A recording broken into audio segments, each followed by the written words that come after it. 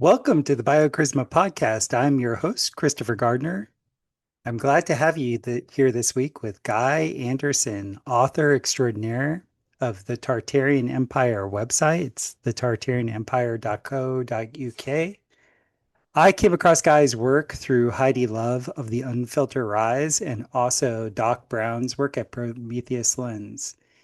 And Guy to me was perfectly illustrating the thought experiment of the little season relative to genetic testing and the accelerated population growth that Fomenko and others have talked about since essentially since the Industrial Revolution. What we're told are contradictions. We're told that women only like to reproduce when conditions are right, when there's enough money and enough comfort, but yet we're shown like all these massive population explosions that occurred were when the conditions were the exact opposite. And we're told also that the infant mortality rate was much, much higher than it is now. So something has to give here. The This particular podcast was mind blowing to me. He gave me some statistics that I was just like, whoa. And I'm not going to bury the lead with it at all. I want to get right into it. If you want more of these types of conversations and you want to talk with people that are into this type of information in a sober way, come to the Elementals Gathering. It's in the middle of Missouri. It's May 8th through the 10th. It's a festival that we're going to be having where we have great speakers such as Owen Benjamin, myself. We're going to have Chris Crutchfield, Dr. Andy Kaufman, Marty Leeds, Matt Presti. You know, I could go on and on with our list. It's just an amazing list. But in becoming friends with a lot of the speakers there, like Emily Moyer and Chris Crutchfield and Owen, and like it's amazing how many of us were kind of exposed to these like little eugenics testing when we were growing up. This podcast really dives into what some of that eugenics testing could have been about. So I really recommend going to the elementalsgathering.com website. Buy your tickets now. It's going to happen. It's a good thing, May through the 10th. And it's the beginning of spring, so get your biochar at blackgoldbiochar.com. So let's get right into the pod. When God drew a circle, light found its name. Wholeness broke open, and nothing was the same.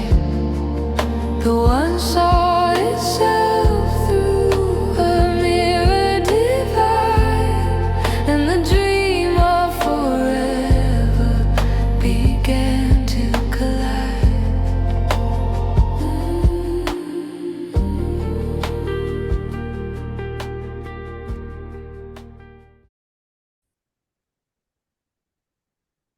Author Guy Anderson, welcome to the BioCharisma podcast.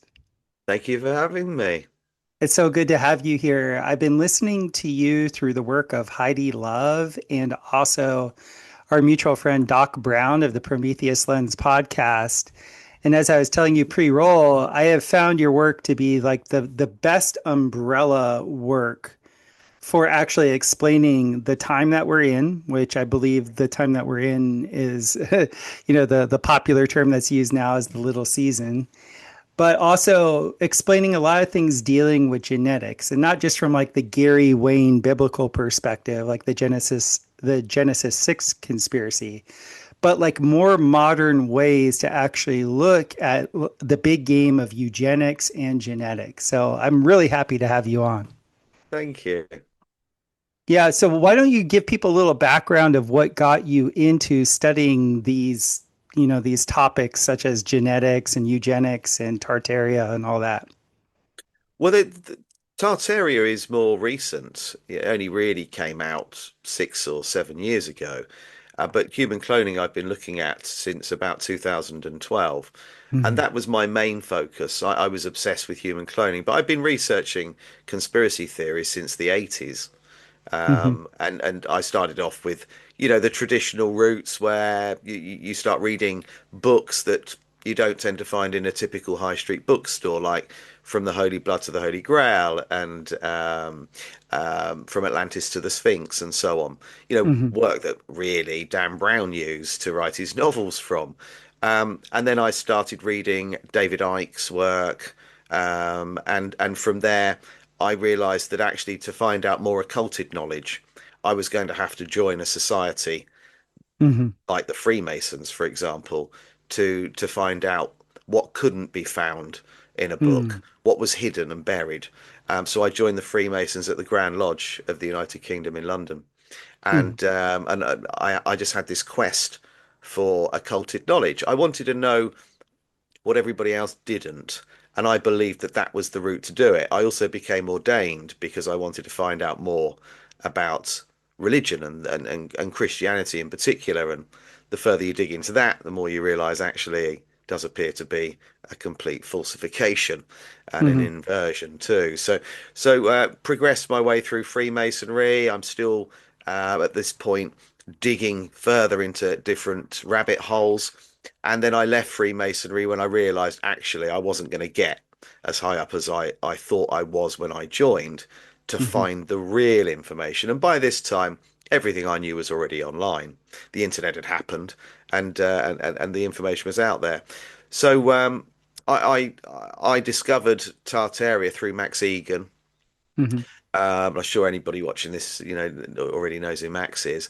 And that became more interesting to me, kind of almost like that was the one subject out of 87 rabbit holes I've been exploring.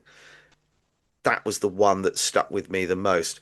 And I realized the more that I researched it, that every conspiracy theory, all of them, are connected to Tartaria. And once you understand Tartaria and you understand all the aspects involved in that civilization and the removal of it, followed by the repopulation that took place and the repurposing of the buildings, everything makes sense because it was the largest reset that Hmm. we have experienced in relatively recent history. You can't compare it to the deluge, the Great Flood, but it's probably the second largest example of almost wiping out humanity.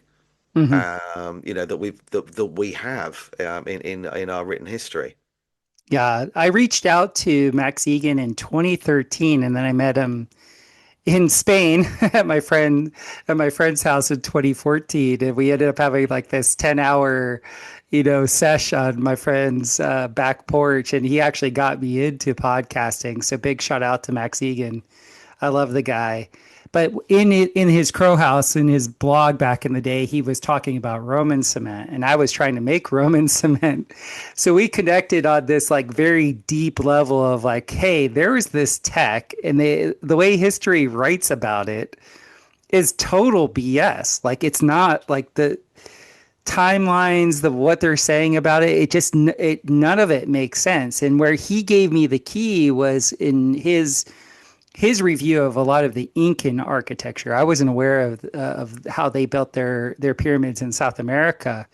And when he had this great slideshow where he showed like essentially they used this press format of like how to like drop all the dry material in, just like we would do in today's construction, and how for years and years and years, people were thinking, oh, there's this little square in the upper left of each one of these irregular blocks. And this must mean, this must be a cipher to whatever.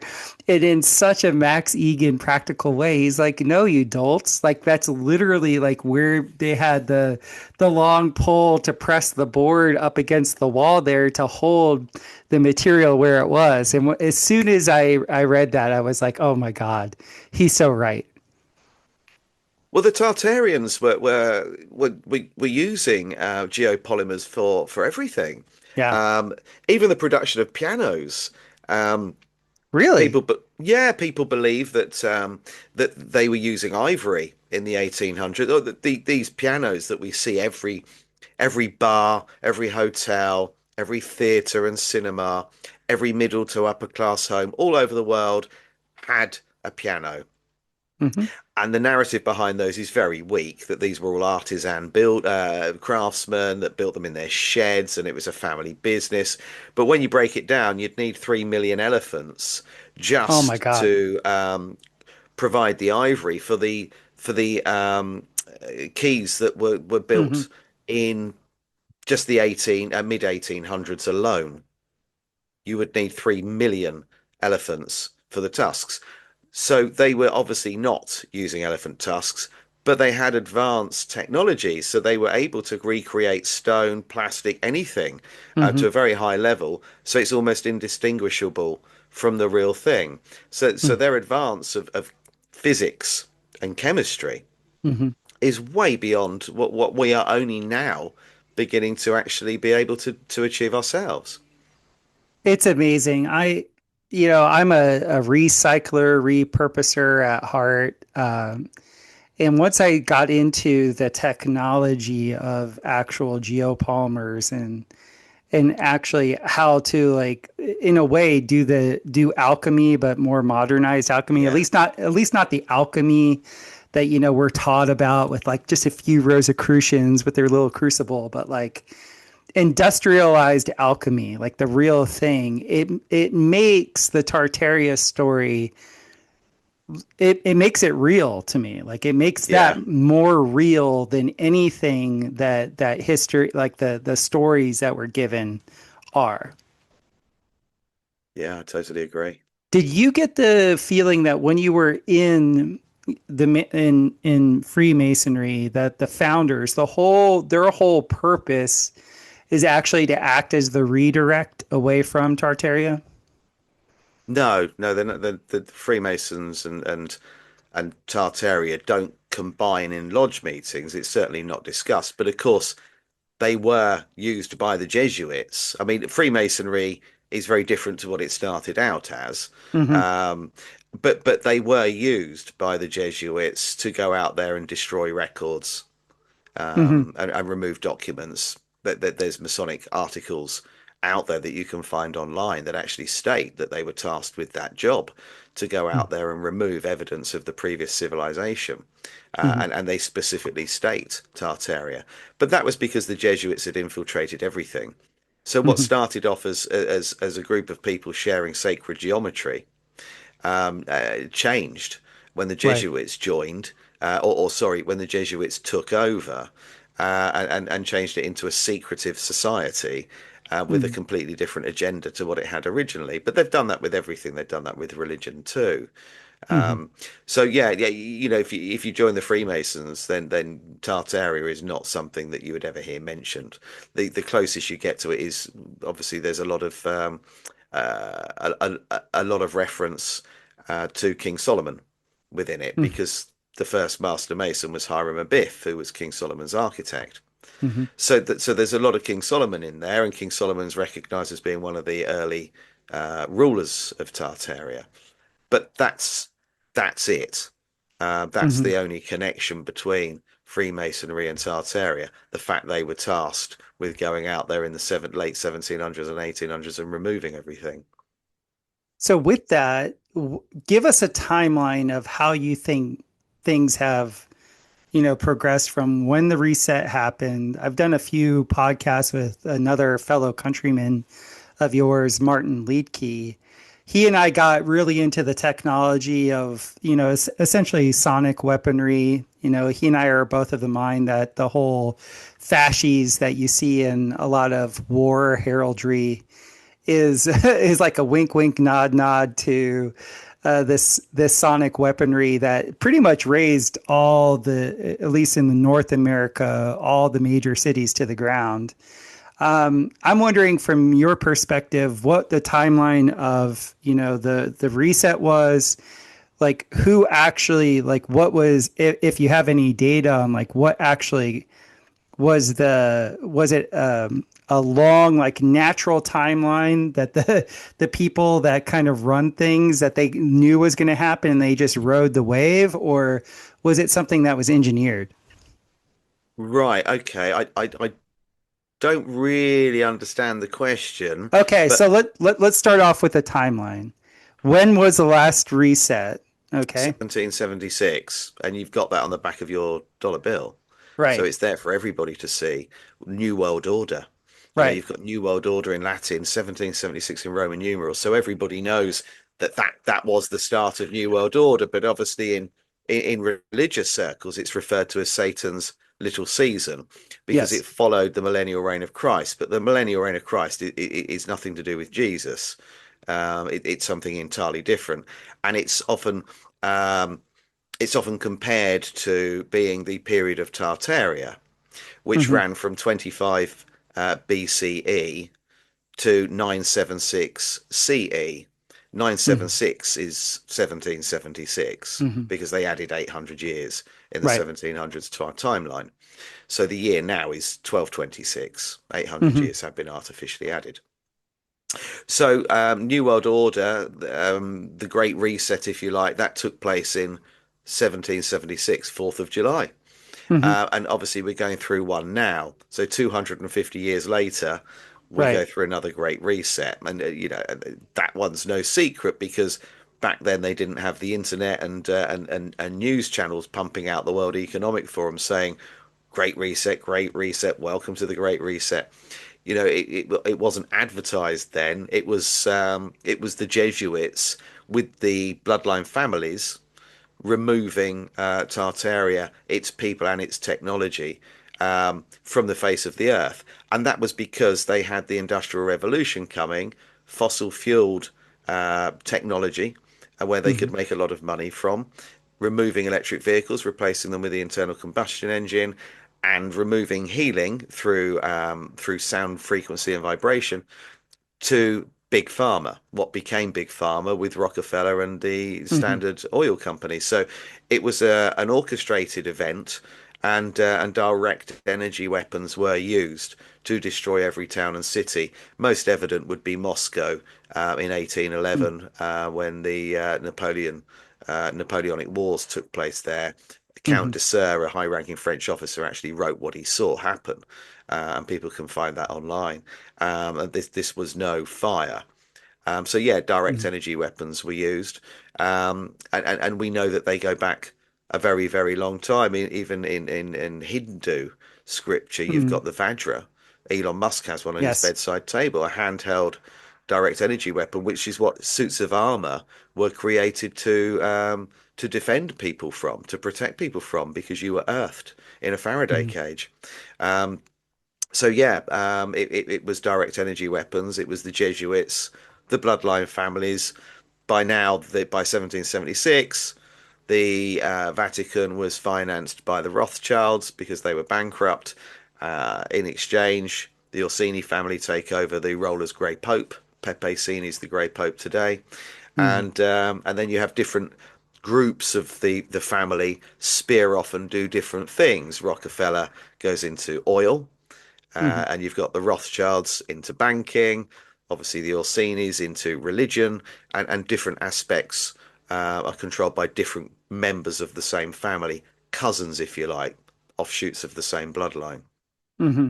Now, you said something that really, piqued my interest because in looking into the millennial reign of Christ, I have actually interviewed a few people that were experts on the Byzantine Empire, which blew my mind, even from like the regular historical perspective with, Constantine moving, Eastern Rome over to Turkey. The whole notion of just the technology that was available in Constantinople is just like mind blowing. And so to hear that you're saying that that millennial reign really didn't have anything to do with Jesus Christ, I'd like you to kind of expound upon that because that kind of fits more of what's been detailed previously on the podcast with the essentially the with Constantinople and the Byzantines. Yeah, well, incidentally, the Byzantines, the warlords, if you like, became the monarchy throughout Europe. Mm, That is where the monarchy came from. They were the sort of warlords, really, of the Byzantine Empire. That is who we have now sat on thrones throughout Europe, and not mm, as many now as there was, but that's who replaced the real rulers. Um, The millennial reign of Christ fits with people that are deeply religious. And as I said earlier on, I'm ordained. It's something I studied, and what I've found is that most people that claim to be Christian or say that they're religious haven't actually read the Bible. They go to a building and listen to someone else read it Hmm. for them, and they obviously cherry pick what they're going to share. And there are huge parts missing. It's translated badly. The Old Testament is the Sumerian text. It's all been bastardized and confused to create a story that they want you to follow. But first of all, it's important to stress that I have no axe to grind or opinion on anybody that follows a religion. I think that you should believe what you want to believe, and religion is a personal journey Hmm. that belongs between you and who you believe to be your God. It's not something you should force upon somebody else or ram down someone's throat. Keep your beliefs to yourself, and Hmm. everybody should respect the right for someone to be able to do that. I draw the line when someone tries to ram their religious views down my throat, because I certainly, if someone is claiming to follow Jesus and having studied him, um, he did the complete reverse. He would say what he had to say and move on. Hmm. He didn't do what people who follow him do and force feed it. So Right. there's hypocrisy prevalent throughout many religions. Um, Secondly, obviously, we need to first of all sort of remove the elephant from the room. Jesus wasn't called Jesus. They didn't Right. even have J in the alphabet. He was called Yeshua. Incidentally, that's the same name as Genghis Khan's father, also Hmm. called Yeshua, and there are connections there as well. But with regard to Jesus, he would have been born in 25 BCE. For the story of Herod to align with anything at all, he would have had to have been born in 25 BCE or BC, depending on whether we're using new or old terminology. Hmm. The reign of 1,000 years would have ended in 976 because you don't count the year zero, obviously. So Right. 976 would have been the end of the millennial reign. That happens to be the beginning of New World Order. 976 is Hmm. 1776 when Tartaria fell. So people have combined the two things. In religious circles, people will say, no, Tartaria is the millennial reign of Christ. No, it's the millennial reign of Christos. Hmm. It's us having a stronger connection. It's our pineal gland functioning properly, having a direct link, if you like, almost a direct line to the source of energy that some Hmm. people refer to as God or the creator. Um, we were spiritually enlightened. We lived in a much higher vibration and frequency, even a higher level of oxygen in our atmosphere during that time. So it was Hmm. 1,000 years where the fluid in your spine traveling up the 33 vertebrae was Hmm. actually doing its job and returning to your brain. And Hmm. you were able to meditate and focus much more than is possible today. Um, and so the millennial reign of Christ actually refers to the a period of 1,000 years where we were almost angelic in Hmm. comparison to how we are now. And that's why that people will say, well, these cathedrals, which are cathode rays, were built by the saints. They were built by the angels. They were built by the people, but they were more angelic because Yes. they were in a much higher frequency than we could ever begin to be now because of the damage that's been caused and the the the grid, if you like, the electric grid that we sit on, which some people refer to as ley lines, that has been interrupted. Hmm. It's been sabotaged again by direct energy weapons. So the whole Earth is out of alignment, out of balance. We're out of balance. We're disconnected. And now to break that connection further, they chemtrail, which puts metal in the sky between us and the connection. So that Hmm. makes it even harder for us to be able to have this link to what we call the source or God in some respects. So, in a nutshell, the millennial reign of Christ is the millennial reign of Christos, the fluid in your spine that was activating and operating correctly. Our pineal gland was open, and we were in a much higher state of consciousness and awareness, and living in a much higher vibration and frequency than we are now. So people didn't have to eat. Mm-hmm. People were well. We didn't have sickness and illness. We didn't have war. People that talk about Genghis Khan as some warmonger. He Nope. wasn't at all. He was the complete reverse. He was the first Mm. person to allow the practice of any religion, the first person to introduce safe passage via a passport for people wanting to travel into Tartaria. So it's all, inversion all the time. Everything's inverted. So Mm. that's the connection. That's why people will say we're now in Satan's little season, because it follows, in biblical terms, it follows the millennial reign of Christ. What would be your descriptor for it if we're not going to call it Satan's little season? This 250 year, you know, Pax Americana, like this chunk of time, what would be your preferred moniker? Well, it's New World Order that we're in. Um, but the problem is that if it's a 250-year period, which it should be in biblical terms, because it's a season, which is a quarter. So Right. a quarter of a millennium is 250 years. Well, that ends the 4th of July this year. Yes. I don't think it's going to. Do you? I don't know. I don't think That so. I mean, everything's going to collapse? I hope not. I mean, I Oh have, no, I'd like it to. I'd like it to end. I would like the parasite's reign to end. I would like it to collapse.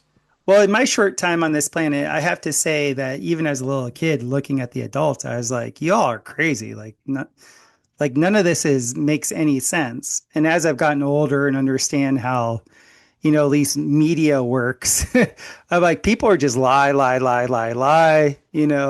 But my Mm. actual personal, direct experience in life with people is actually quite wonderful.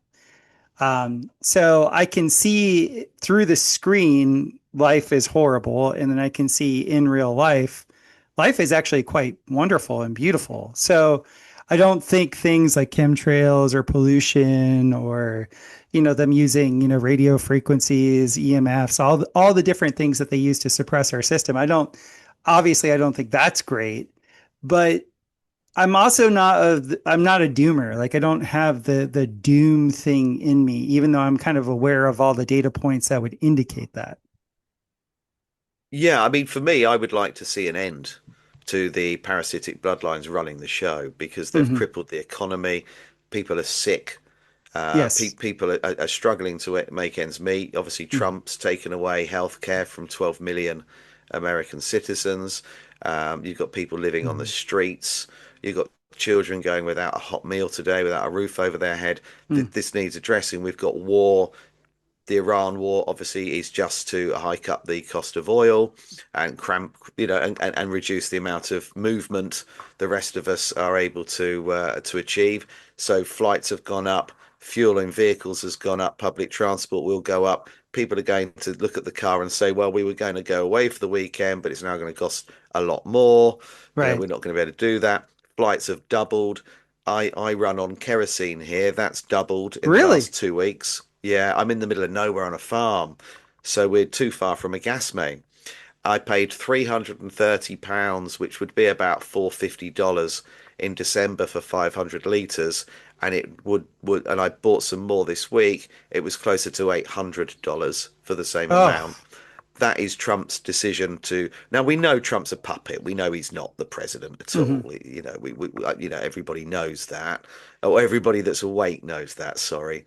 I want to see an end to the Rothschilds, the Rockefellers. I want to see an end to all of those parasitic families calling the shots, making us eat food that's got poison in it, making Hmm. us drink water with fluoride in it, making it impossible for people on just a modest income to be able to survive, crippling financial pressure that people are under, people being fined constantly for stepping 1 foot out of line. I want the news to end, because there's nothing good being shared there. Um, and the what happens to children, not just with what was going on in places like Epstein's Island, Mm. but all over the world, these parasitic satanic groups of people, what has been done to children. So I want it all to end. I want this new world order to stop, and I want us to go back to living how we are supposed to be. And that isn't as debt slaves, and that isn't as vermin as we're seeing, where we currently are told by the World Economic Forum that we have overpopulated and we are useless eaters. So I want all that to end because I think there are too many people struggling and living in misery and battling with health conditions, being injected with things that ultimately lead to turbo cancer and heart failure, being constantly beat over the head by the system. The system needs to end, and I would like to see that. Do you actually foresee that? Are there indicators that make you think that? The the one thing I believe that we have going for us is the fact that there are people like you, like me, like Max out there that are sharing information with quite a wide audience on what's going on and what is wrong. And my job, I see it as at least, is to show people in my first book and obviously my work on Tartaria is to show people how it was only 250 years ago, how people Hmm. lived and who did the damage, Hmm. why they did it, and to call them out. And we're now in a brilliant position where for all the bad things that social media and the internet bring, they give us the ability to reach people across the world quickly. So I think that together we can inform a lot more people than was possible before. And make them aware of what's going on. And all they need to do is share this information. So you put a post up today on social media, 100 people share it. Then in turn, people are sharing those posts and so on Hmm. and so on. We're getting the information out there. And the more people are aware of what happened to Tartaria, the more people will see very clearly that history is repeating itself and happening now. Hmm. And we can say, hold on a minute, this has been done before. We can see the fires, the floods, the pandemics, the wars taking place. It mirrors exactly what happened 250 years ago. And by sharing that information, my hope is that enough people will stand up and say, I've turned the news off. Hmm. I'm not voting. I no longer buy a newspaper. I do not recognize anybody as being authoritative above me. I do not accept anyone's authority. We are all equal.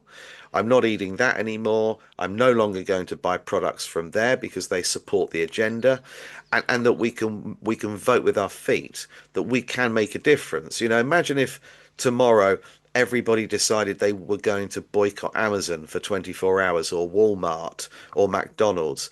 Just imagine the power that we Hmm. have in our hands that we're not using. So that's kind of what I think my job is, and our jobs, if you like, is to tell as many people as possible what's going on, what happened before, and get us to a point where we can change the world by standing up and saying, enough. It That's ends awesome. here. Would you Remove Trump, remove stuff, remove the bloody lot. do you think the Tartarians suffer from what we suffer with being naive? Like what if they were so advanced and they had the Christos, the anointing oil traveling up and down the cerebrospinal fluid? Just so you know, I'm a practicing polarity therapy therapist and also dabble in cranial sacral work. So you speak my language when you talk about the millennial reign of Christos. I love that. Do you think the Tartarians were naive? Because we're naive. I mean, No. I'll say I'm naive, but or at least I was naive. There's I like a naivety to evil in a way that I think sometimes can doom the good. no, I don't think it was naivety, but it might have been complacency. But Ah, but it was such a vicious attack because they were hit from every direction. Like Michelle Gibson's done a lot of work into how they spiked the grid. And so you can imagine a situation where there are fires and floods everywhere, where all of a sudden things don't feel quite right. The environment's changed. And people talked about this, in particularly in Russia. They were saying that the city doesn't feel quite right. Something's happened. Hmm. The weather's changed. Areas of Russia that escaped outbreaks like cholera, all of a sudden people were getting ill. And after they changed the frequency of bells and buildings and the environment and started manipulating the weather, people in Russia were saying, well, they've noticed problems with fertility now. They've noticed people are getting ill. So I think that these people were finding themselves in a position where they were suddenly suffering from diseases they weren't aware of, that they hadn't had before, Hmm. and that things had changed. The weather was more dramatic now, whereas before they were able to control the weather properly. Hmm. The singing domes, the onion domes on the tops of the buildings were actually Yeah. used to control, Mhm. locally, the weather and the environment. All of a sudden, everything's different. So I think that they're dealing with that, and then we've got civil wars taking place. Now, these were Hmm. all orchestrated. The Napoleonic Wars are a good example of that, where people actually that survived were saying that we were fighting people wearing the same uniform, flying the Hmm. same banner. We were fighting ourselves. And that was the idea. They depopulated themselves Hmm. because they were, we're being invaded. Or there's a problem. We're going to go and get rid of the enemy. And the enemy were their friends. Oh, that's so terrible. It's a sort of, I suppose, a more extreme example of most people know the story about the Germans and the English stopping on Christmas Day to play football Right. during the war. Yeah, so imagine that these people, one moment they're friends, the next minute they're being told to kill each other, Hmm. and then discovering, after millions of people have died, that you're fighting your own people, even wearing the same uniform. You had the American Civil War, so the Napoleonic Wars end, and then the American Civil War starts. You know, Hmm. what they were doing was getting the previous civilization to kill themselves, to kill each other, while they sit back and watch it happen. And they Hmm. put people in place to do that. So you've then got at the same time the introduction of asylums, orphanages, and prisons overnight. They appear everywhere in the world. Hmm. And the people that survived come back and go to prison. The women under the Lunacy Act go into a newly opened asylum because if you lost your husband in battle, that qualified you as insane. Right. Yeah, children become property of the state. So Hmm. it was an orchestrated, multi-pronged attack. No one stood a chance. Excuse me, I've got a bit of a cold. No problem. I'd like to introduce you to this tool that can take you on a journey to rejuvenate your body. This is more than just enema coffee. This is a biodynamic therapy sourced from the pristine highlands of Papua New Guinea and a fresh new look on how the body actually will get results using a biohack. We do a full spectrum roast. This unique, minimally roasted green coffee that focuses on the frequency and realignment in the body is sourced with every detail in mind. The coffee is hand picked with intention to start outside of a mass farming model, ensuring each bean is rich in nutrients and high in energy. The founders, Chelsea and Frankie Gall, have a background in both farming and women's health. We merge everything we know about the function of nature and the understanding of Christ consciousness to bring people a product that sends the body into a state where it can let go and heal. You can use nature to rejuvenate your liver at a cellular level and do this therapy yourself right in home.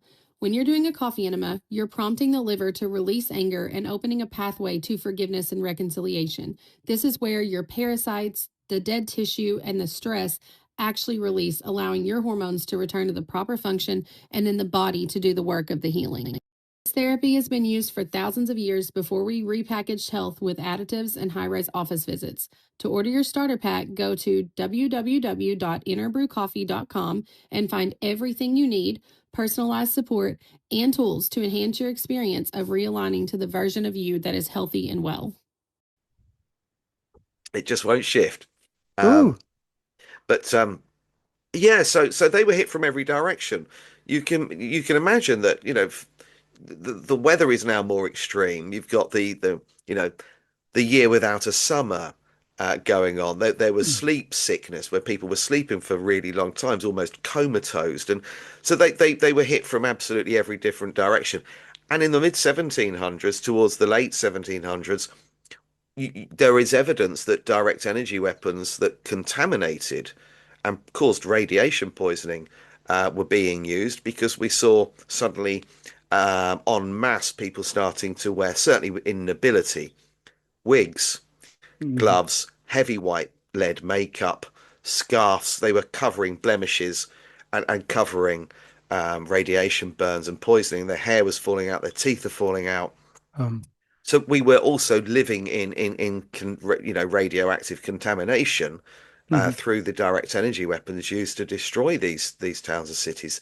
So there's a lot going on. Every single Mhm. angle is It is really, is it used. really makes you think because like I just did a podcast with Owen Benjamin and we got into, I look at the original War of the Worlds broadcast that happened Mm, in the United States. And to me, it was like the beginning of like real propaganda, like on a mm, huge level. And in the story of the War of the Worlds, the enemy was in the middle of each, town and city. Like the enemy had always been there. And yeah, they were kind of giving that to you. And then during here in North America, during the COVID thing, they put all these 5G towers with 6G enablers, which are on now. They put them on schools. They put them on every city yeah, hall. That it's everywhere. And to me, it's that War of the Worlds analogy kind of fulfilling itself. yeah. You're dead right. And it's interesting. Are you having people in your because there isn't a 5G mast near me. Very fortunate. Are you having people with respiratory problems? They're short of breath and yeah. Like I live out in the woods now, but where I lived, in 2020 when they switched them on, we had line of sight to a tower. And given my profession, I have to be very sensitive to energetics, like whether I'm working on people working on their bodies or I'm actually making their house EMF, essentially EMF free because I have technologies and I know all the different tricks of the trade to block millimeter waves and how to transduce that energy with proper grounds and things like that. The I remember the day it happened when quote unquote COVID hit me. I was like looking through the window of my kitchen and I was actually looking at the tower on the other valley and like I dropped to my knees. Now at the time, I didn't think, oh, tower, that wasn't a conscious thing, but kind of like looking back on it, I was just like, oh, they switched it on. And where I was living in Costa Rica, there was like no regulations on the amplitude of the signal. Mm, At least in the US, they have really, stringent regulations. And if they, turn up the amps, that's considered an actual weapon. But in Central America, it wasn't a thing. And so I got hit with it. I was lucky that I had some forewarning. So I kind of had prepped my body and I went through 2 days of tripping pretty hard and experienced, something crazy. But I'm Sorry, pretty I'm just sure. trying to block the sun. The sun's coming through and it's making me sort of almost disappear. So you look good on my side. So for me, I know though I know in reason that electronic warfare is the MO, especially like I was saying Mm, earlier. With talking with Martin, I guess it's now like close to 4 years ago was the last time we did a stream together. But I I really think there's something with those, the fascies because like in all the heraldry here in the US with all the quote unquote, fathers of America, they always show them with the fasces. Their hands are always on the fasces. And I don't think it's just a bundle of sticks and oh, we're fascist. I think they were mm, actually giving a nod to this harmonic technology because like on the Tartarian level, they had these organs in these beautiful cathode, cathode read, however you're going to say it, cathedrals where they were yeah, working with harmonics, right? And yeah, so, yeah. Cymatics and yeah, So, God, I've now that I think about it, I've interviewed so many of your country mates. I've had Tanya Harris on. She's the one that back in 2013 went in and measured cymatically. She got resonant tones in a couple churches in, I believe, in England, and then was able to like show that the cymatic pattern of the resonance of those particular buildings were the quote unquote rose window over the entrance. And to me, I'm just like, I think this Tartarian Empire was sonically literate, like more than we're told, or we're not even told about Tartaria, but to the level of like almost what it talks about in Genesis, God God created, this create, like if you look at any science at all, to even the cursory level, like everything is an interference pattern. It's just vibrations overlapping each other. So if you can master that, you are really in the power position. Yeah, absolutely. And you're right, a clear example are the windows in cathedrals and some churches too. And it's interesting because, when you look at cymatics, we're talking about, a very microscopic level, Mhm. very cellular level, looking at the structure formed by water and sometimes sand, when subjected to different frequencies.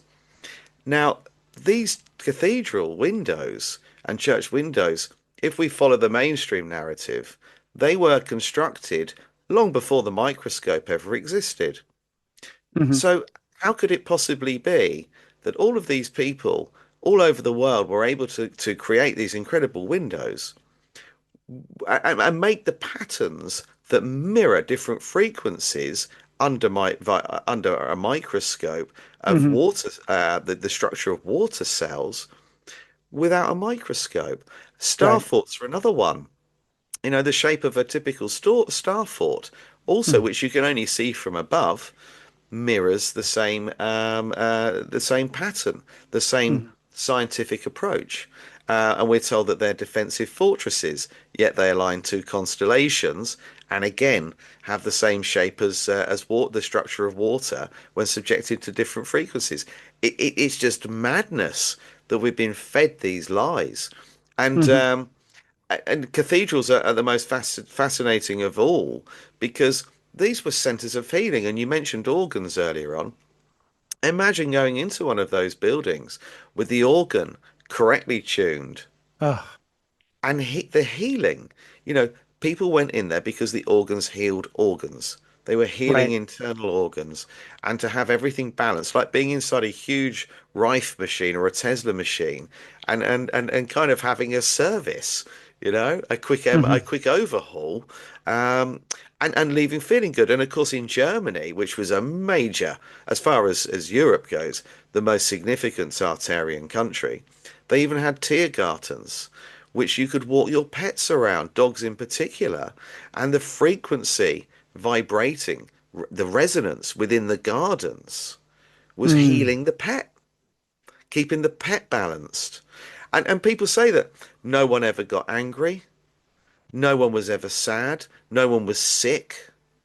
Right. People were happy and people weren't getting ill. And as I mentioned earlier on, they weren't having fertility problems, you know, Mhm. and it was only after everything changed that people started to get ill, and that if you got pregnant, or if you got pregnant, you couldn't guarantee someone was going to get pregnant, Mhm. and even so, once they were, you couldn't guarantee that it would go full term, Mhm. which leads to the orphan trains because they then needed the incubator babies, which Right. became trafficked through the orphan trains.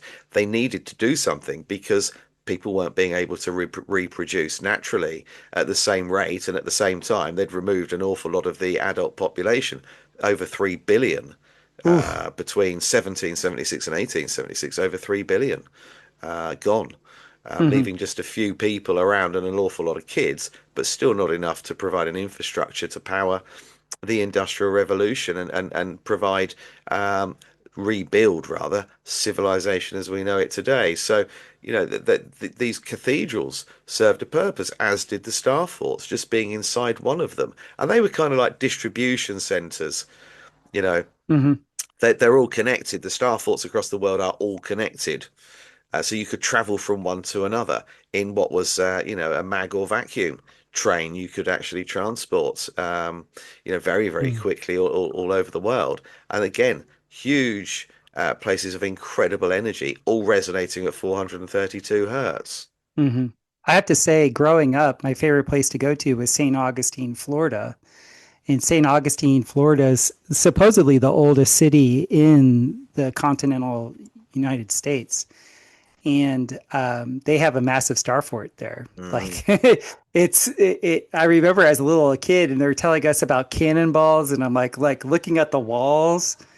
I think I went there in fourth and fifth grade starting, and I was just like, as a little 9 or 10 year old, looking at the walls and thinking of cannonballs, and like you could tell like where they distressed the walls, like it wasn't something that was natural, like where they were putting like their models of the cannons, didn't yeah. like as a little boy, like I like the idea of blowing stuff up and shooting stuff, but like I just remember looking at them and just like looking at the bay that Star Fort is, Yeah. situated in, and I was just like how relaxed and good I felt. Like to this day, I love St. Augustine because, and I think it has a lot to do with the energetics of that particular Star Fort. Yes. Yeah. Yeah, I'm sure that that's what you were feeling there. We've got one here, and not literally an hour away from me, in a city called Plymouth, which is connected heavily with the Royal Navy, going back, a very long time. And it's called the Citadel. And we'd booked a tour there. It's still used by the military. It's still Hmm. operational, but they allow tours there. We booked the tickets day before. We get an email saying that something's happened and we can Hmm. no longer go, and they just refunded us. But we have got a few here. There's one off the coast of Ireland called Spike Island, just off the coast of Ireland, and that was a star fort that became a monastery that ended up becoming a prison. And again, they can't explain the design, but I guess for most people out there, the most famous star fort of all is the one that the statue of Helios or Apollo is stood Hmm. on, which, the Statue of Liberty, as it's now Right. called. That sat on an 11-pointed star fort. Hmm. That's a stunning example. And of course, hijacked by the Freemasons, the cornerstone put there by the master of the Lodge of New York, and kind of almost like the Freemasons have now cuckooed that. They've now taken ownership of that. It's ours, and that cornerstone is their claim, isn't it? That belongs to us now. We've now got this huge tower that was harnessing energy from the ether, is now just Hmm. going to be a monument, and we're going to say it was a gift from France, and we're having it. The French tried to actually make their own Statue of Liberty and failed. They've not been able to do it, and Hmm. it was built during a time when France was in debt to Germany for millions, the equivalent today of millions of pounds or francs, Hmm. and were bankrupt, technically bankrupt. Yet they managed to build the Statue of Liberty, ship it to America for free as a gift. Here you go, have No. this. We're bankrupt. We've got no money, but we thought we'd make you this, and we're going to make one for ourselves, but we don't know how to. It's one hell of a The, backstory. It is and it's horrible because once again, even as a little kid, when I was told that story about that, I was like, "Huh? Why would you gift a statue of that size?" And then, like, my dad was a builder; he built skyscrapers, and he was teaching me as a young man. He was like, "Yeah, when you build, tall things, you need to use iron or aluminum, things that are cladded in aluminum, some things that can handle shear because the wind blows tall things." Yeah, And we had one of those old TV antennas, that everybody used to have. yeah, And we had a coaxial line going up to it. And my dad was teaching me metals, and he was like, "You see, this metal is way too soft." And I remember being like, "So, but the Statue of Liberty is all this metal, isn't it?" Like it made no sense to me, like how it was too soft of a metal, right? And now we figure, we know alchemically the connection to, Venus, the energetics of what copper can do just from an etheric, condenser perspective. Tesla was very big on the different metals and their etheric condensers, it's their etheric capabilities. Quick question for you about Tesla: do you think Tesla, the man, was an actual man that did all those things, or do you think he was just like a social engineering agglomeration, kind of trying to fit the whole, Antiquitech into like one tidy little bundle? He is a rabbit hole all on his own. And in Tesla and the Cabbage Patch Kids, I dedicated a chapter to him Hmm. because if he existed, and I can't categorically say he did, I never met him. Right, His backstory is bizarre. Um, if he did exist, he was reverse engineering. right. That's what I think too. But of course, if we look at the claims that Tesla made himself, he and his mother were receiving information from Venus. Hmm. That is where Copper. the information was coming. Yeah, he was uploading it in blackouts, and as you know, his mother was having them for a very long time before he ever did, and she was also an inventor. She created household saving, time saving appliances, and that's where he inherited this gift from. Valiant Thor allegedly. When he came to Washington, said to the American government that we have communicated with private individuals in the past because we didn't want to communicate with the government because we were in fear that anything we shared with them may be weaponized. Hmm. We wanted to share technology for good. Our fear was you would attempt to weaponize it, and mentioned Nikola Tesla as one of the people that they had been communicating with in the past. The thing with Tesla is that I don't know about you when you were at school, but certainly here in England, we learned about Thomas Edison and Albert Einstein. If Hmm. I stop someone in the street and say, "Tell me what you know about Tesla," they'll talk about the car manufacturer Right. that's owned by Jeffrey Epstein's friend. Hmm. They won't talk about the scientist, the inventor. They'll talk Hmm. about, as we call them now, Elon the PDF. Yes. Yeah. Um, so that in itself is unusual. Someone that changed the course of history, that invented the X-ray, the neon light, alternating current, obviously, worked on transmitting wireless energy and wireless radio signals, and would have cracked that if Marconi hadn't have just beat him to the post at the last minute. He would have still had the funding of Rockefeller Hmm. behind him. Sorry, beg your pardon, J.P. Morgan behind him.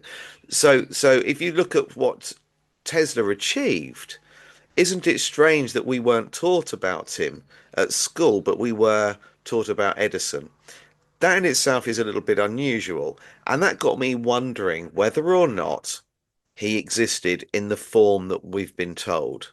Hmm. Have they just created a figure and labeled him as this kind of genius and then given him the credit for all of these inventions that were already being redeveloped and reverse engineered?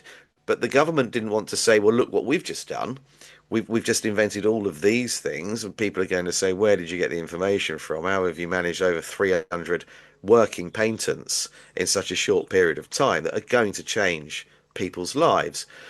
If you clump it all onto one person and call them Tesla or Napoleon, for example, Right. you can apply blame or credit to someone you're disconnected to. Now, so we've got Nikola Tesla. No one's ever heard of him until relatively recently. He's not discussed. Some people think he's actually Frank Zappa, and the I've photographs we seen that. see of, yeah, the images we see of Nikola Tesla in his 30s and 40s are, it's always the same side-on pose, that was actually Frank Zappa, and asked to pose for him and to help come up with or be involved in the backstory. Obviously, Zappa's father was high up in the military. It all kind of connects. He And worked on and the name Frequency too. Zappa, like think of it, Zappa. Yeah, It's like right and there. there is a huge theory with Zappa and Tesla anyway, which I'm sure people probably already know about. So you've got this man. He until relatively recently, no one's heard of him, but he changed the course of history and technology for the rest of the world. No living descendants, so we can't go and speak to his grandchildren Hmm. and ask them all about granddad and look for photographs.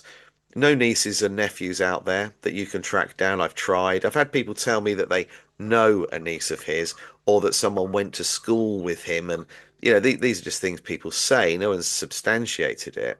Hmm. But the other interesting thing is that you've got someone who is considered to be, if we follow the narrative, a pioneer of technology for his time, way ahead of everybody else. Yet there's no video footage of him anywhere. Yeah, to me, Nothing. I think he's an aggregation. I had the chance in the early 2000s to go to Tesla Tech. I was with a business partner friend of mine. We were selling essentially active orgone accumulators. And it was very interesting because I had, an earlier part of my life had been part of an ashram, and I was writing this book about the starting of a religion. And I saw all the zealotry at Tesla Tech that was Mm, very evident to me when I lived in India. And I was just like, this is a figurehead. This isn't an actual person. Like my instinct, yes. and like you said, because it's something that's done in black magic a lot that people don't understand is they'll give you the effigies so that they can burn it later. You know, because that completes the black magic rite that they're trying to Yeah. accomplish. And so that's my feeling with it, and I'm like you. I think, Tartaria, the Antiquitech that was there and ever present in Tartaria was, essentially funneled through a very, very, very small window called Tesla. And then just like I've seen probably with pretty much every recent Disney movie is the Texas two-step that is used by the people that rewrite history is they'll make a false idol, they'll build a mythology around that false idol, then that false idol's name will then be branded, like you brought up Tesla cars. And then all the algorithms and search engines, when you go to look up the original, it takes you to the new one because Yeah. there's all the all Well, the there's a crikey. There was there's that connection with that and the Disney film Frozen, right, because people were like wanting to find out more about cryogenics exactly, and Walt being frozen, and all of a sudden they bring out Frozen. So a search for Disney and Frozen brings perfect, out the film. Yeah, it's brilliant. it I was going to say you couldn't make it up, but of course they did. exactly. It's so Yeah. it's so good. So let's get into the actual Cabbage Patch Kids and the clones. And where I've been going with all this is like I'm wondering if they actually use genetics from a very specific group of people that they wanted to have spread throughout the world, or like you said, they just needed bodies, you know. Yes. Yes. So the Cabbage Patch babies, that really became quite prominent through postcards. Mhm. And what's interesting is, as I mentioned earlier on, Germany was really a key Tartarian city, country, sorry. And this is, of course, is where doppelganger and Right. kindergarten come from. We got the kindergarten, Hmm. a place that grows children, Right. and we've got doppelganger, suggesting someone that looks identical to someone else. Those words become very popular at the same time as the postcards. So in the late 1800s, all of a sudden we have these postcards appear all over Germany, going into Europe, France in particular, and then traveling into Britain and then across to America. And on the front, they show babies being grown in cabbage patches, and they're everywhere. I'm actually, I will show you. Um, Oh, wonderful. I, I, I collect them. or rather, my wife buys them for me so I can collect them because she's better at finding them than me. Good wifey. Um, she'll get, oh, fantastic. Um, Here's a good example. Now I'll tell you before I show you this. The postcards start off as being children growing in cabbage patches. Then slowly they start appearing with a middle class to upper class couple coming to purchase a baby Hmm. from a cabbage patch. And there'll either be a woman selling the baby, handing it over, wearing red. So it'd be the woman in red, the Virgin from Virgin, Richard Branson's company, the Whore of Hmm. Babylon, Rosemary's Baby, whatever you want to use as your kind of base for this. It's the same symbology, the Hmm. same symbolism being used throughout. A woman wearing red handing a baby over to people with money. Mm. Sometimes that's replaced, and it will be someone who's dressed, well, who's posing as a gardener, but dressed in maritime costume. Mm. Right. That's to do with cabotage law. The transport, Cabotage. yeah. So under Admiralty so under maritime and Admiralty law, you have cabotage law. Cabotage law is the transportation of one item, one goods. That could be a living being, it could be an animal, a person, or it could be tooling equipment, anything at all, a vehicle, anything. Once that leaves the port here in England and is on its way to America, um, it's under maritime and admiralty law. When it lands at your port, it's cabotage law. That means that that your country is now legally responsible for whatever is in that container, and Mm. that's cabotage law. So it's built around the transportation of babies through shipping across the Mm. world. It's very, very clever. So some of these postcards you will see that you've got a gardener growing cabbages dressed as a sailor. So it's always in plain sight. You Mm. then have these postcards start to change, and slowly they're introduced as advertising babies for sale, and they became known as reproduction postcards. Mm. So it's even more in your face now. It went from being quite subtle and considered to be whimsical, a bit of fun. Babies are born in cabbage patches because we don't want to tell the children about sexual reproduction, that old kind of bullshit, really. And then slowly they progress to reproduction postcards, blatantly showing you that babies are for sale. And Mm. some people actually have original postcards where on the back it says things like, "Dear Anne, I went to see these babies yesterday. You must get one before they sell out." And here's an example of one of those cards. Look So at that. this is in old, very old sort of like slang English. I don't know Hmm. if you can read that or is that backwards? No, I can read it. No, that's good. Yeah, so that's basically saying, I wonder how much mother paid for this. Hmm. At Black Gold Biochar, we turn wasted hardwood into the most powerful soil amendment on Earth. Biochar is an ancient technology reborn, created through high heat, low oxygen pyrolysis. It isn't charcoal, it's a crystalline carbon that never breaks down, staying in your soil permanently. Biochar is the most diamagnetic material we know of, meaning it instantly structures water, giving your soil coherent, energized water that plants thrive on. Healthier soil, stronger roots, better yields, natural resistance to pests. Our biochar is made from premium hardwoods, oak, hickory, and maple, sourced from Amish and Mennonite mills and burned clean in high-temperature retort kilns. No tannins, no toxins, just pure fixed carbon your garden will love. Top dress it, mix it, or start seedlings in it. However you use it, your soil gets richer every year. Visit blackgoldbiochar.com. That's amazing. The Always tech. in plain sight, always in plain sight. And here is an example of the Whore of Babylon. And that relates to cabotage law, babies coming across the water, fishing them out, and then selling them. All in plain sight. This is an original, but this one,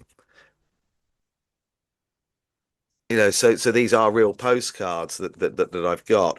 And at the same time that's going on in the late 1800s, you suddenly have the first narrated movie hit the screens called The Cabbage Fairy by Alice Guy. And that is about a lady that's got a stall selling cabbages, but there are babies growing from the cabbages, and people come along and buy the babies. Hmm. The second film, that's the first narrated movie that exists, is The Cabbage Fairy. The sequel to that was called Midwife to the Upper Class, and that actually shows a couple going along and picking babies up, dropping them on the floor by their limbs, holding them, picking them up by their limbs. They're screaming, putting them on the floor, and then picking another one, and then they eventually find one they like, buy it, and leave. Now, she says that she took the inspiration to make the first narrated movie in the world from going to the Paris World's Fair and seeing the incubator babies on display. And I thought, wow, that's amazing. You know, what a Hmm. coincidence. What she doesn't tell you is the exhibition took place a year after the film came out. All of these narratives we're given that connect to either Nikola Tesla, Tartaria, the incubator babies, whatever it is, there's always a hole somewhere. Hmm. They weren't as clever as they thought they were, but my guess is they had a lot to do. So some Hmm. things aren't going to actually pan out quite right. They're going to be mistakes and errors made because they Hmm. had an awful lot to do. You know, burn every book, for example. They didn't. I've got some behind me that Hmm. talk about Tartaria, even the people and the religion, Oh, wow. populations. Um, I've got a Bible that should have been burnt. You know, I've got lots of books that have taken me an awful long time and a lot of money to get hold of. Hmm. And so, you know, it's impossible to cover every base. There are going to be mistakes. So yeah, so all of a sudden we've got these babies being advertised as for sale. The postcards originate from Germany.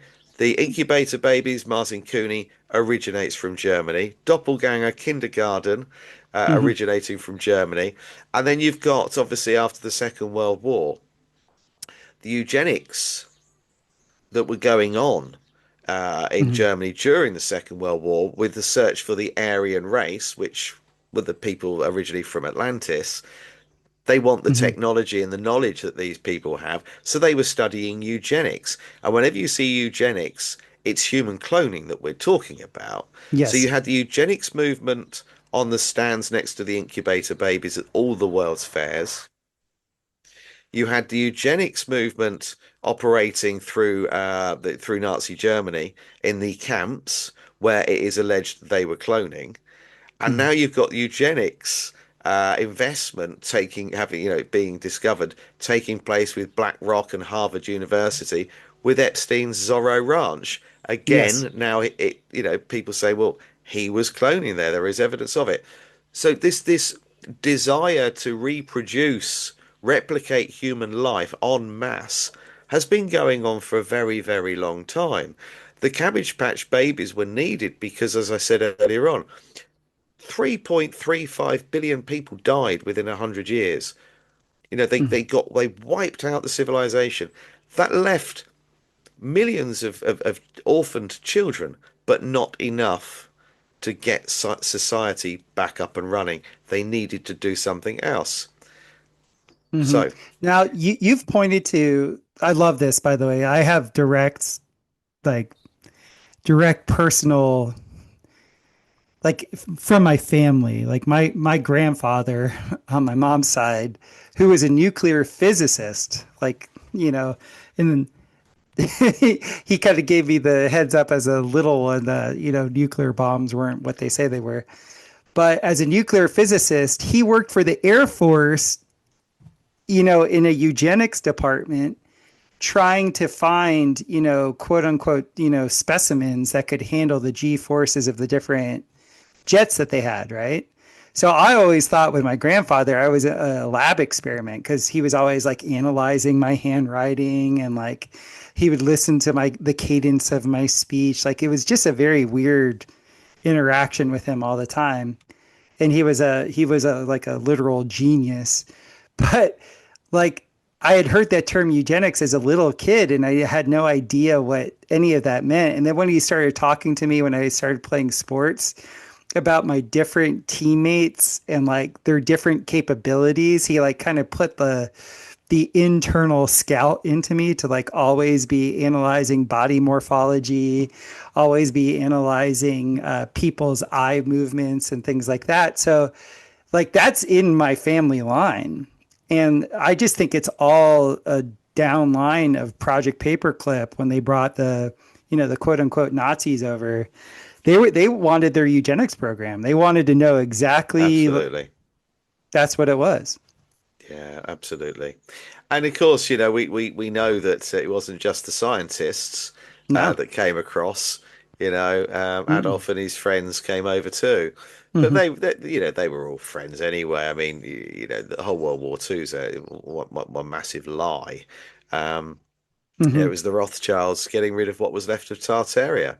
And, Russia wanted Manchuria. That was a central hub for Tartaria for the shipping and movement of goods, um, Hmm. and had been for a very long time. So that, and getting rid of Hiroshima and Nagasaki, there were two islands that were still pulling energy from the ether and had Tesla towers there. So they needed to get rid of what was left, and that's what war has always been about. They get to depopulate, and obviously there's an incredible amount of pleasure and satisfaction these parasitic people get from watching us kill each other and Hmm. watching war and suffering. So there's louche farming going on there, but they Hmm. depopulate. Really, a lot of them are just genocide, acts of genocide, and at the same time, they get to destroy architecture. Right. They get to bomb sites, remove things like Gilgamesh's tomb. Hmm. Fake invasion, and they get Gilgamesh's tomb airlifted.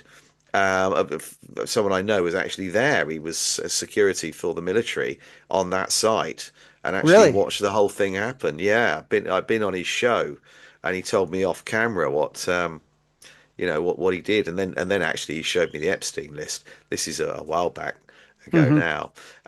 So yeah, and it's never about what we've been told, and if people really knew why they were fighting, they'd never sign up, and you certainly wouldn't be pro-war. Right. You've now got a president, unfortunately, over there that whilst I appreciate he's a puppet, a lot of people voted for him because there were going to be no more wars, and he kept saying that you know previous presidents, all they were interested in doing was hitting Iran, and then 5 minutes later is him. But they needed to do Iran would have happened sooner or later because they wanted to cripple the oil infrastructure for the public. They wanted to make it harder for us to be able to afford oil and fuel. And so, Hmm. so that it was always going to happen, but they did it when they did it because of the Epstein files being released, and they needed to A provide redirect. the sheep with a different distraction. Yeah, absolutely. Yeah, it's pretty crazy. Do you have a bead on who this antagonist to real human is? Like, do you like you alluded to earlier that the Jesuits did their little thing, and the Jesuits, just for you guys to understand, all you have to do is look at the white paper that began the Jesuit order to kind of get an understanding of the absolute lack of humanity that order, if they still are, beholden to that mission statement. It is like one of the most brutal, documents I've ever read. What do you think? Who are these people? Like, what are they? Who and what are they? Mm, yeah. Well. First of all, sorry, my dog's digging by the front door. First of all, um, we're talking about the bloodline families. Yes. Ultimately, we're talking about the bloodline families, and the most powerful of them all is the Rothschilds. You're supposed to believe that there are 13 hidden bloodline families that we don't know about, and that's a psyop. It's to distract you from the fact that there isn't. The Rothschilds go back all the way to Amun Ra. who was Marduk, the Anunnaki, um, and so they carry, because the Anunnaki were kind of more reptilian than we are. Their bloodline carries a stronger reptilian element to it. So if you took, for example, Trump, Charles Windsor, who is the person claiming to be king here, um, Nathaniel Rothschild, Alexandra de Hmm. Rothschild, who's head of the Rothschild family. Um, if you took any of those and analyzed their DNA is going to be slightly different to ours, and they'll have a blood group that's unknown to us. It's considered to be alien in origin. So Hmm. they're more reptilian, they're more cold-blooded. They don't have empathy like we do. So they look like us, but they can't act like us. They're different, and that is because their bloodline has more Anunnaki in it than us. Hmm. And so we would say that they're cold-blooded, they're cold-hearted, they show no emotion, they don't care about pain and suffering. And that is these people. Who do they report to? That's the question. Who is above them? Who sits above these? Who are they actually talking to? You know, Right. anyone? Is there someone sat at the top? Um, some people think it's the Antichrist that actually controls it all, which is Tony Blair, the former Prime Minister of Britain, is the Antichrist. Is it him? He's a Rothschild, incidentally. Is it him? Some people think it's Trump, who's also a Rothschild. Is it Trump? No one really knows who actually sits at the very top of this pyramid, but they refer to them as the world monarch. Now, Mm.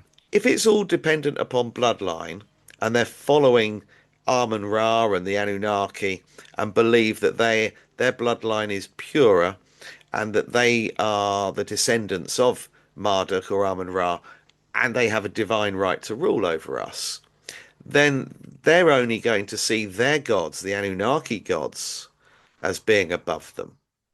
Hmm. So they may well be worshipping or paying homage or carrying out the work or orders of something that may or may not even exist, but does to them. As far as Right. they're concerned, they're communicating with, the devil, or whatever, or some demonic entity.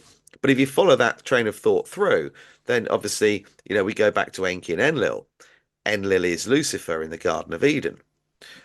Is it him that they're reporting to? Mm. Well, according to that story, all that particular character was doing was trying to share knowledge and show evidence that Adam and Eve were being tricked and deceived. So that doesn't sound nefarious in that respect. So what is beyond that? We just don't know.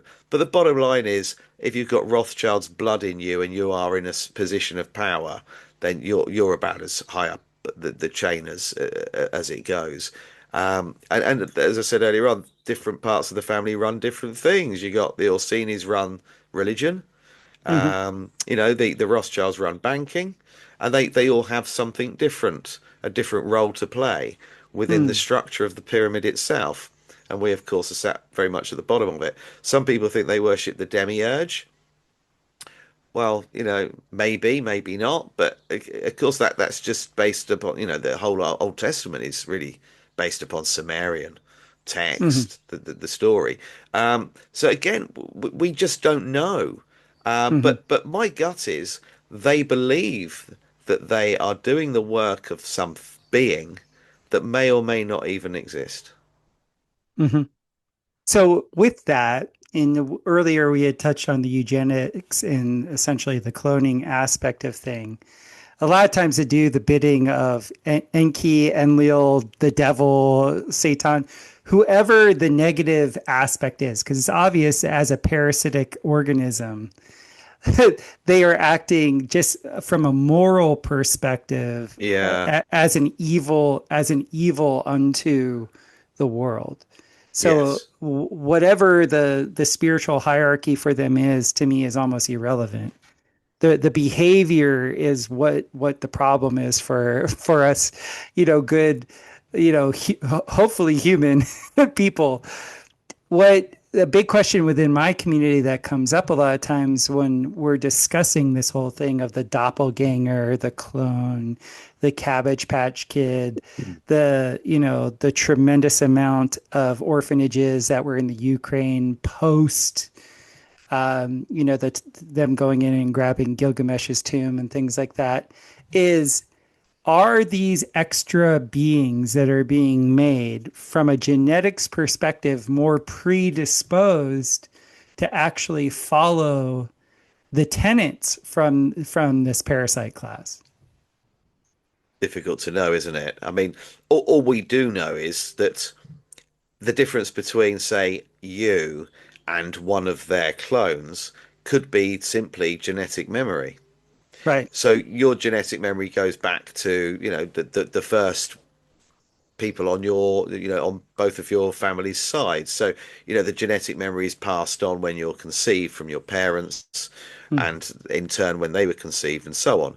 So the further that goes back, the more information you carry, which we can sometimes access in the right situation and sometimes we can't.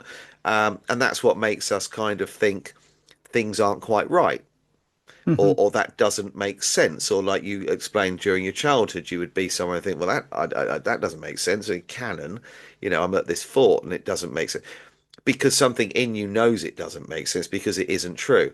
So someone who's fresh with no genetic memory isn't going to think anything other than what's going on right now is normal. So often the reason for cloning is so you have a blank sheet that can be manipulated and Hmm. taught absolutely everything That makes um, sense. from scratch. But of course, Epstein was doing something slightly different. He was trying to make lots of little Epsteins, but using the DNA from people that had been and conducted nefarious acts with basically, let's be honest, with young kids, really young girls, with children on the island. He had access to their DNA. He had access Hmm. to their sperm. You know, they throw the Yeah. condom in the bin. He's now got the condom with whoever's Right. sperm in it, and he can make a Jeffrey cocktail, taking elements that he likes from each person and creating his own super Jeffrey, army of clones. Like Oh, your audio clicked out. watch Oh, the scene. now it's back. Yeah, don't know It why. no, I kind of I'm running out of time this end. Yeah, so okay. I say I'm on a live radio show in at six Uh, o'clock. Um, okay. so yeah, I think it really depends on what they're doing. When they reset and the Cabbage Patch Babies came out in the late 1800s, that was because they needed to repopulate quickly. They needed an infrastructure. We got the Industrial Revolution coming. We needed children to work, and a Hmm. lot of them. Um, when Epstein was cloning, it was because he wanted to create what he considered to be the perfect being. Right. So what's going on, in other circumstances, I would imagine is probably to make something subservient. Hmm. Yeah, Um, because I think the whole NPC, thing that a lot of people talk about might be some of these new souls that don't have a genetic lineage that goes back, 20, 30, 40 generations. well, that the NPCs, as Dolores Cannon referred to them as soulless. And what I think she means by that is they lacked the genetic memory. Yeah. So people will go onto ancestry.com and even send their DNA off. And they're then provided with their family tree, and it goes back. It always has somewhere in there along the line. It'll have a king or someone, and people think, "Wow, look, I'm related to a king of England." You're not, um, but you've now got something in front of you. You've got your family tree. Job done. Tick a box. But the problem with it is your ancestry. 80% of people that are walking around today are the descendants from these children that were clones in the Right. 1800s. That means their genetic memory doesn't go beyond that. That means that everything that they think is happening around them now is supposed to happen, and it is just how things are. They don't have anything inside them saying that this is wrong, that we're not supposed to live like this. We're not supposed to eat that. We shouldn't be using these words. Maths is wrong. We're not supposed to eat that particular thing. Nothing that we're doing is right. The electricity, how we get electricity, isn't right. The sound isn't right. The atmosphere is not correct. Nothing resonates with us. Hmm. But with these people that Dolores Cannon was talking about, they are the descendants of the clones from the 1800s. They're not soulless at all. Everything living has a soul. It's what makes Right. us us. Excuse me. But they have no genetic memory. So they go about their day-to-day business without questioning anything. They might not like the fact that oil's gone up, but they'll say, it is what it is. It is what it is. That's Hmm. a sign of an NPC. It is what it Yes. is. I'm just going to accept the fact that things aren't great, and I'm going to go to work tomorrow, come home, scroll on my phone, go to bed, and if I'm hungry, I'll eat a heavily processed meal or nip into a McDonald's. That we've got friends that are NPCs. We all have. We interact with Mm. people that are NPCs all the time, but you can never have an in-depth conversation with one Never. because you're coming from a different angle and you don't get what they're doing. A good friend of mine told me he'd had the winter flu jab. I then couldn't talk to him for a bit because I Hmm. didn't want to say what was on my mind. So I just kept my distance for a week or two because I didn't want to hear that. And I Right. didn't want to tell him what was in it and what the idea of it really is. So it becomes kind of lonely sometimes because you are, one in five, we're one in five, one in five of us, Mm. actually have this genetic memory. Well, that makes a I'm lot of so sense. sorry to keep coughing. No, no, no. I get it. That makes complete sense to me because in my family we actually have the line all the way back to we weren't on the Mayflower, but we were like the second wave from England, like the second wave of boats. And we like I literally have gone to the grave sites of my family members in Massachusetts from, you know, supposedly the early 1600s. So I've never done a 23andMe and anything like that, but when I look back at my family's history, especially within warfare, it would make sense that I'm doing what I'm doing now to kind of work off the karma. I like that. I like Be- that. because Yeah. it's just like it's very obvious to me. I was just like, oh my goodness, like Mm. there's some nefarious players in my history. Guy, you've been so wonderful with the amount of time that you've given. I could talk to you for another 3 hours. I know you got another bit coming up. Where can people find your work? Well, my website is the best place. Okay. That's where people need to go, which is the Tartarian Hmm. Empire.co.uk. And they can get all three of my books. They're signed. I sign them. If they get them from Amazon, I can't obviously. But if someone buys one from my website, I sign them before they go out. There are blogs on there as well that contain information that I can't put on social media. Hmm. But there are links on my website to Facebook and YouTube. So if anybody wants to, check out some of my content, read the blogs, buy a book, my website is where all of that is. Oh, this is brilliant. I've never been on your site, so I'm so glad that you just told me that. I've just been accessing everything through Amazon. So we'll send a bunch of people your way. Your name has come up a ton in our Telegram chat. And so I know the followers of this podcast are going to be super excited to have you on. Guy, Oh, thank you. get some rest. Hopefully we have a good communication as we go in the Yeah. future. Yeah, and And if you want me back on anytime, you just shout, just let me know. okay, sounds great, Guy. You have a good one. Yeah. Yeah, thank you. And thanks for having me on. I really appreciate it. It's been And brilliant. good to see that you're fighting fit. Yes, yes. You had me worried for a bit, I had me worried for a little I bit, can so imagine. I'm glad the pain is gone and it's time to get better. Yeah. Yeah. Well, thank you. Thank you for having me. Wonderful. Take care.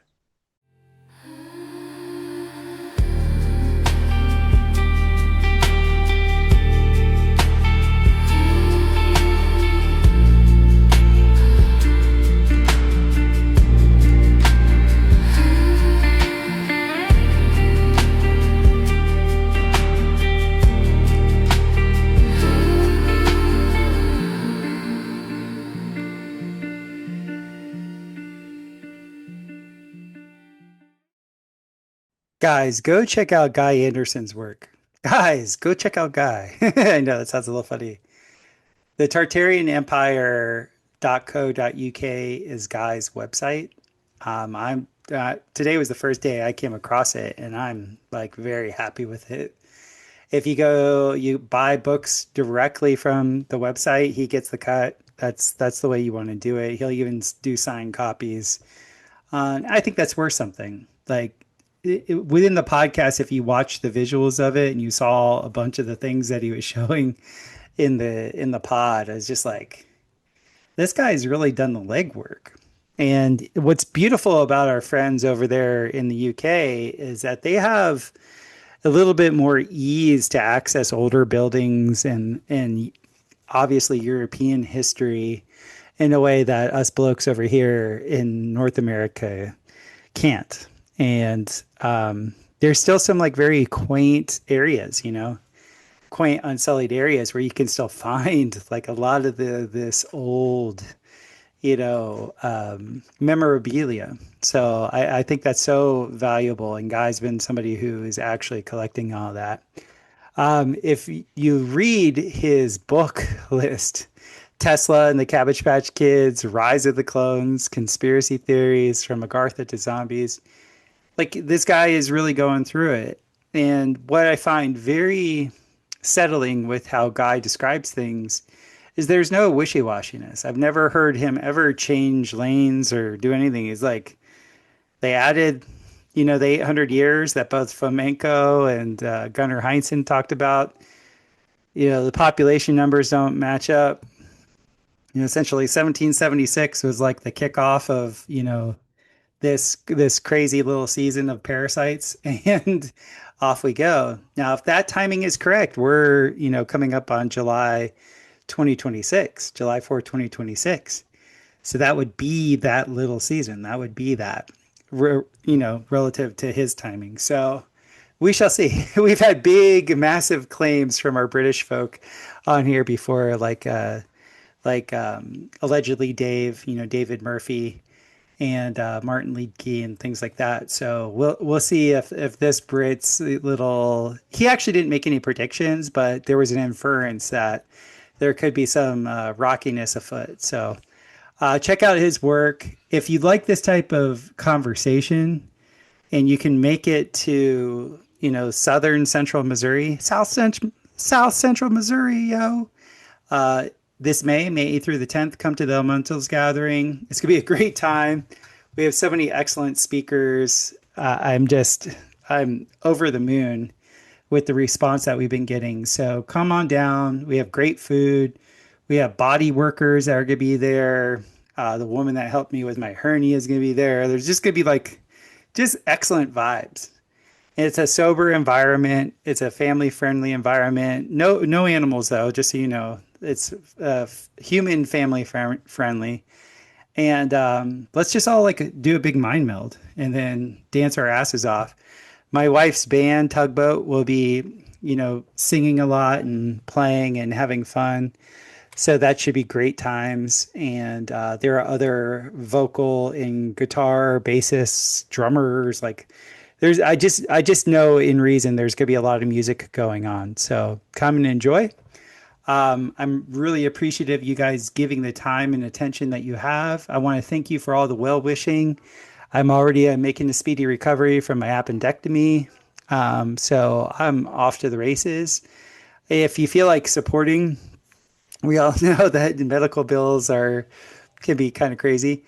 But if you feel like donating, you can go to the topherhq.com website, the donate tab. You can also buy me a coffee. You could do the Coral Domes at paypal.com to make a donation there. All those are, greatly appreciated. And as always, I love a reciprocal relationship with you guys. You've received from me, I receive from you. That's how we all lean on each other so our heads don't fall in the mud, So thank you very much. I look forward to seeing you guys at the Elementals. And if I don't see you there, I'll see you soon.